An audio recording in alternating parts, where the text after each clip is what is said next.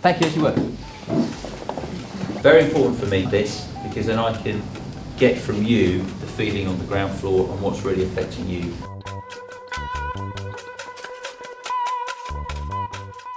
First thoughts, a big base, absolutely huge. A diverse base as well, a group of people who are very dedicated, very professional to what they do. We do have crews on standby, different levels of readiness to provide a standby capability for just about anything really. We'll fly them throughout the day and throughout the night as well. Big team, but all of them are fantastic at the different specialisations that they do.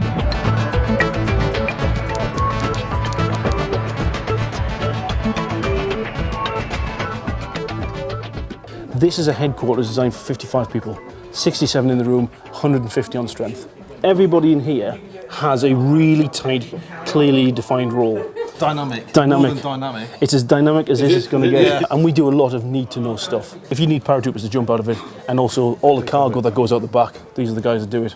So we got a call on Friday 2 weeks ago about 11 o'clock. The transitional government had taken control of Libya. People have been pouring out onto the streets in celebration. So that meant that actual money, physical banknotes needed to be produced and actually taken to the transitional government in Tripoli.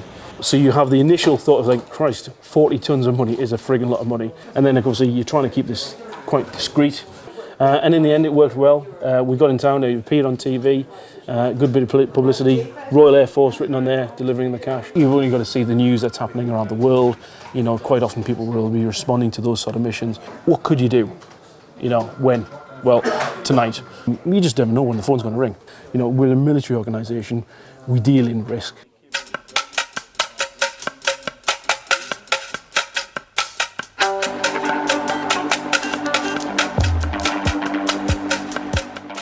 I'm a co-pilot on the TriStar with 216 Squadron, obviously based at Brize Norton. Been on the squadron for about 3 years, probably coming up to about 4. Time flies when you're having fun, literally. Next step, hopefully, start my captain's course. I'm getting married next year as well, so that's taking up a fair amount of time.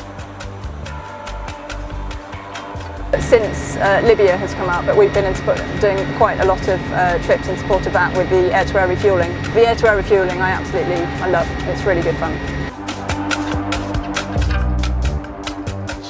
So you've got lots of stretcher units. We use this for aeromedical flights as well. An aeromedical team will come out with us, pick up the passenger from Bastion, and they work very hard because they'll be up for 24 hours or so dealing with all the patients.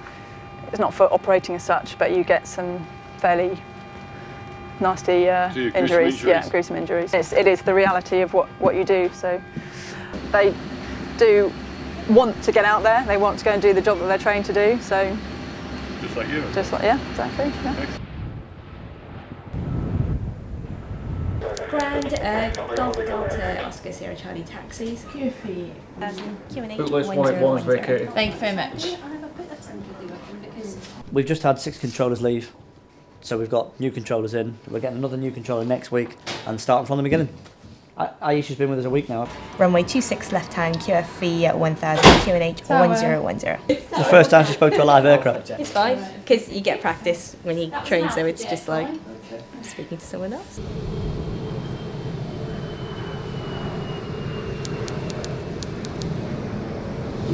Now when that aircraft arrives at Brize Norton, we take pride in our ability to get the passengers in and out as quickly as we can. So what I do here is that I make sure that all the passengers get to where they need to go. Afghanistan, Falkland Islands, Cyprus, any exercises worldwide.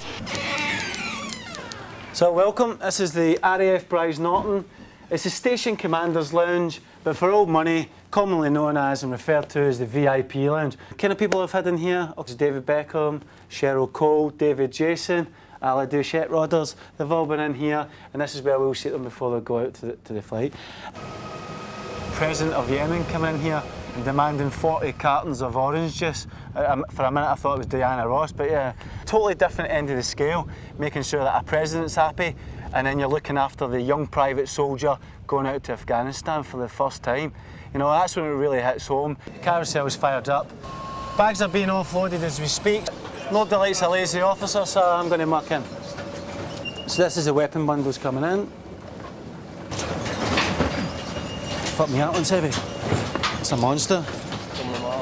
You're just looking to leave your weapon and stuff to then come back through in your box. Right, what we'll do is we'll get your kit down there. So that's a great thing about being a movements officer. You can get amongst it. You work with your staff, you work with the public, servicemen going out, and there's nothing more satisfying when you see it all just start to fall in line and come together.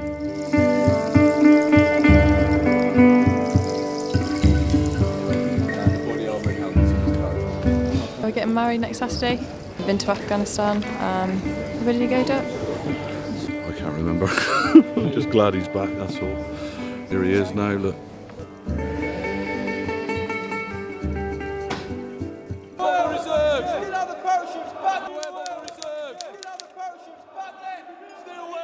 It's a man-made fibre, okay, and so no trees were harmed in the process of making this. So we're all environmentally friendly here within the parachute school. 3,000, 4,000. And my responsibilities here are training parachute jumping instructors to teach all troops from tri-service, including Special Forces troops. So we can get guys from exiting the aircraft at 250 feet to hitting the ground is 11 seconds. So they've got to be dead sharp on their drills before they get out here. Go! Ho! Hey! The idea is to train them into the art of a patrol. So they jump out of the aircraft together and they try and land them together on the drop zone in the same area. And then they go about doing their business. And then we can get back in time to watch it on CNN if it does, or Sky, sorry.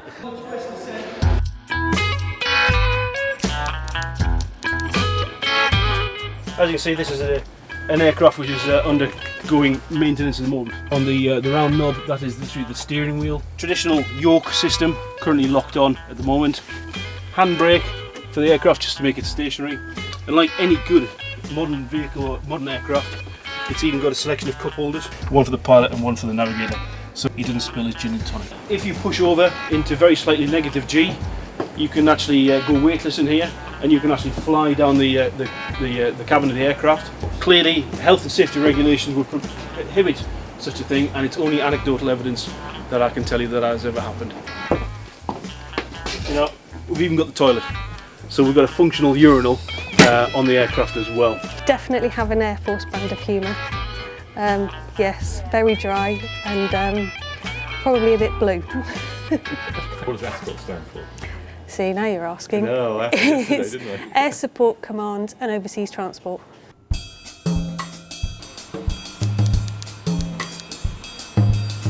The main focus of Bryce Norton was passengers. We're now doing both, passengers and a massive influx of freight. And in fact, since RF9 closed, we are the only place in the Air Force. We control the whole freighting system now.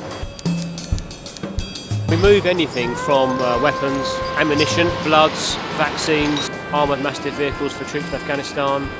It's almost endless. It is a huge task. It's 24 hours a day here. The lads and lasses don't stop. So basically doing a security sweep covering all the exports for arms explosives, weapons, anything like that. Hang on it.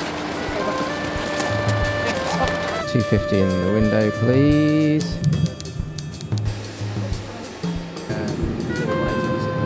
This is a TriStar. They've just finished their training, successfully landing in Kabul. We go out to places like Afghanistan where we go as a formation of men. So maybe 12 men or 30 men will come from various units together. All to do with post-traumatic stress disorder as well, so that you're all there together, you can all look after each other, you all come back together, you experience the same things together.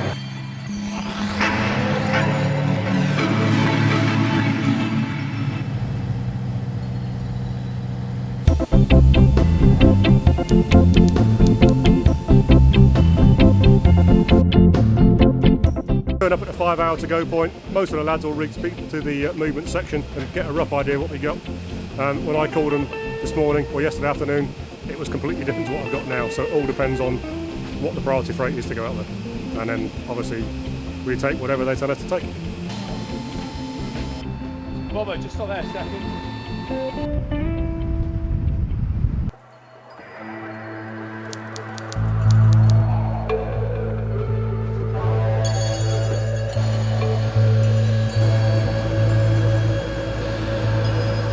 We're reminded that personal mobile phones must be switched off in theatre due to the security threat that it presents.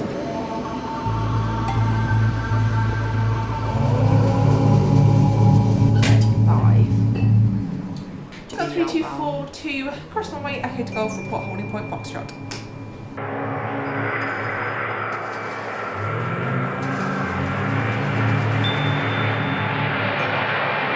That's all the junior ranks living accommodation. They call this the junior ranks village now because all the blocks have shot up. So we live in the junior ranks village. It's a big kitchen. The most we've ever fed here is 1,600. It's busy at the moment. Half the team will produce breakfast, half the team will produce lunch because the station is a 24-hour station and they do work all through the night. Okay, we're just going to probe the food now. Make sure it's all hot enough on the servery.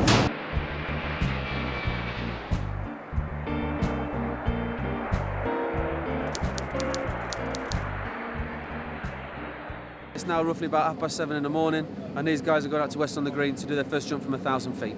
These have been with us now for 2.5 weeks, and they're due to come to the end of their course. The weather, it's cold, it's quite a lot like you can see out the window. Most of those, a few showers in Wales. I've got 38 guys.